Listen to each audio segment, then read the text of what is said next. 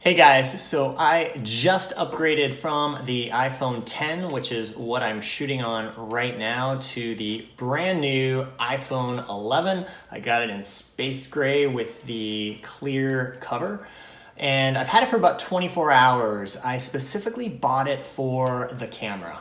I loved the enhancements in the iPhone 10, but the iPhone 11 and its 3 camera system in the Pro model take it to a whole new level.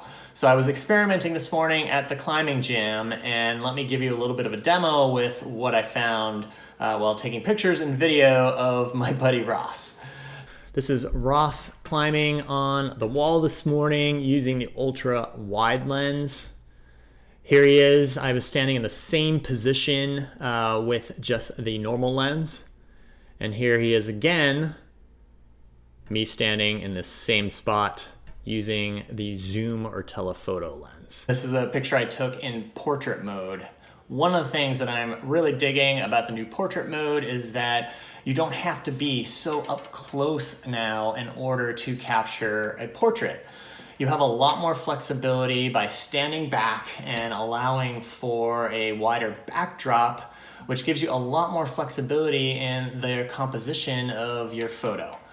So by itself, this picture is pretty good because of the new HDR processing in the new iPhone, but I always like to go in and make manual adjustments to enhance and make my photos pop just a little bit more.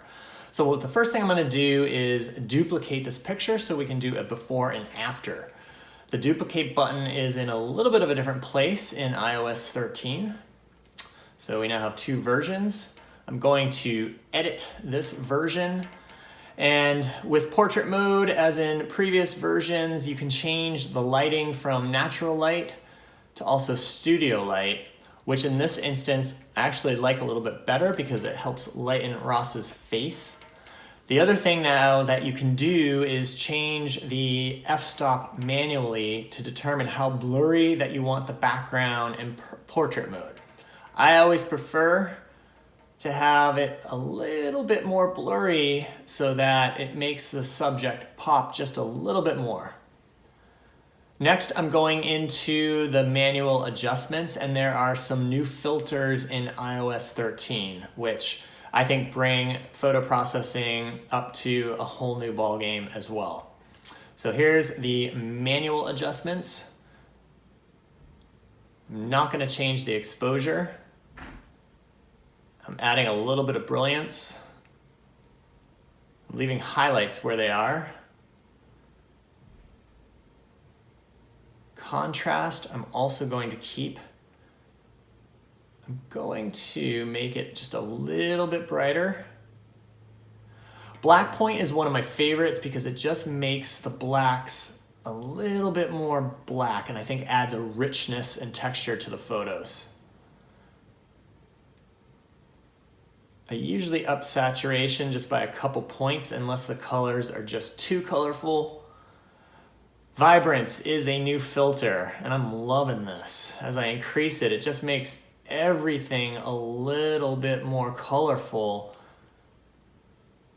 and it really pops. Warmth, one of my favorites, especially in helping to make you look like you have a little bit of a tan.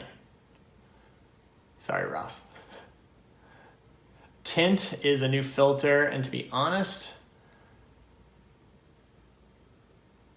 I am leaving it where it is. Sharpness, also new.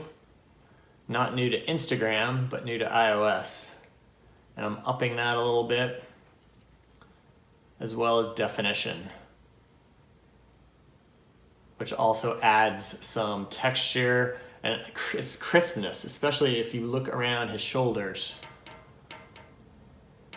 Noise reduction is also new, and to be honest, I don't see that much of a difference when changing it. So I'm leaving it where it is.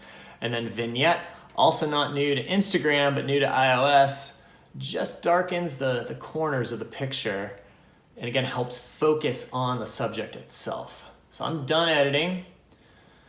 It's saving. We can compare this version to the previous version. And again, the previous version looked pretty good, but if you compare that one with the ones we just enhanced, it makes a big difference. You can see the fact that Ross himself is just sharper all around. The lighting of his face is better. And it just adds emotion to the overall picture. The second and last thing that I want to talk about, even though there's so much more, is around slow-mo video, which I personally love. Anytime there are action shots, I just think shooting in slow motion just gives it an extra appeal. But one of the things I always hated in slow-mo video on my iPhone 10 is the fact that it was always darker and a little bit grainier than regular video. But not in this one, and I think it has to do with the 3-camera system. It looks just like any other video. So here is a video that Ross took of me climbing, and this was in slow motion. So out of the gate, it is also pretty bright, not too bad at all. I'm just gonna fast forward it to the slow-mo part. And you can see it's really not that grainy. Here's the other thing. I did not know he was recording. But you're also able, when you edit, to manually adjust, just like pictures now, the different levels on the video. So you can increase the exposure, the highlights, everything that you can do in a photo. So you're able to brighten it up, make it sharper, which is really, really great. So I want to do a little bit of a test. I have been shooting on my iPhone 10 because I have my 11 in my hand. I actually want to switch out the phones to see if there is a difference and if you notice a difference in the quality of the native video. So let's make a swap right now. Just like that. This is the iPhone 11 now recording this video. I don't know if you can see any differences. The composition in the default lens is a little bit wider from what I was able to tell. And then you're also now, because of the 3 lenses, able to change the perspectives and aspect ratios. So let me give you an example. This is the default lens. Here's the ultra wide lens. And then this is the telephoto lens. I don't even know if I'm framed up properly or if you can see me, but it's probably pretty up close. So that's what I got about the iPhone 11. I am super impressed. It is by far the best quality camera I've had on a smartphone. Stay tuned in a couple weeks. I'm actually going to be getting the new Apple Watch Series 5. I have the Series 3, so this will be a big upgrade for me, and I'll be doing a review on that in a few weeks. Have an awesome day, and thanks for watching.